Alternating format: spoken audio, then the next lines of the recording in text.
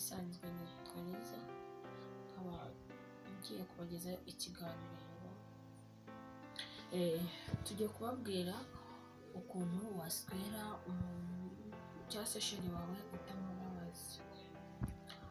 Umuntu niba mwateretanye mukagera ku ngingo yo kurongorana yabikwemereye, uhita umuhatereza ngo uhite ufata imboro uyishyire mu gituma atashyutswe kuko byamubabaza.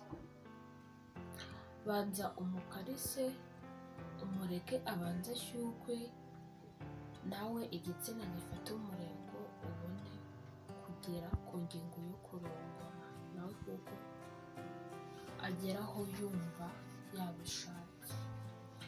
Ntumurongore ngo ni uko wowe washyutswe, reka nawe igituba kibanze